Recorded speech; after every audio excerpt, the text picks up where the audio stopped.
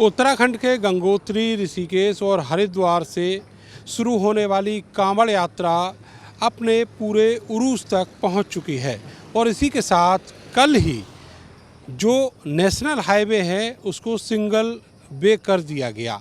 मेरे पीछे ये छपार टोल प्लाज़ा है, आप देखेंगे यहाँ एक टोल प्लाज़ा जो जाने के लिए है वो वहाँ पर मौजूद है और आने का जो रास्ता है वो मेरे पीछे है।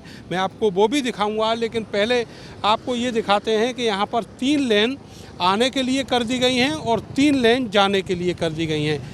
अब केवल सिंगल रूट पर ही पूरा ट्रैफिक डाइवर्ट कर दिया गया है। बाकी जो दूसरी तरफ का रूट आप देखेंगे तो वहाँ से केवल और केवल कांवड़िए आ रहे हैं।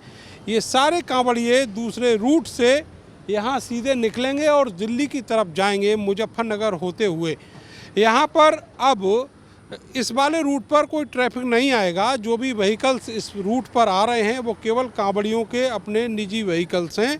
इसके अलावा केवल कांवड़िए और उनकी कांवड़ें ही इस रूट पर आपको देखने को मिलेंगी और केवल एक लेन इस टोल पर खोली गई है। बाकी सारी लेन पर जो कांवड़िए हैं वो यहाँ विश्राम कर रहे हैं और इसको पूरी तरह फ्री कर दिया गया है। यहाँ पर कोई भी टोल टैक्स नहीं वसूला जाएगा जब तक कांवड़ यात्रा है तब तक। उधर आप देखेंगे कि यहाँ कोई भी कर्मचारी अब इस टोल टैक्स प्लाज़ा का नहीं है।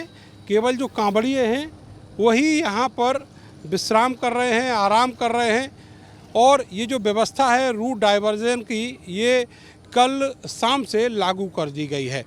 उद्देश्य यही है कि जो कांवड़ यात्रा है वो एकदम बिना किसी दिक्कत के पूरी हो और कोशिश यही है कि कहीं भी किसी तरह का टकराव कांवड़ियों के साथ देखने में ना आए।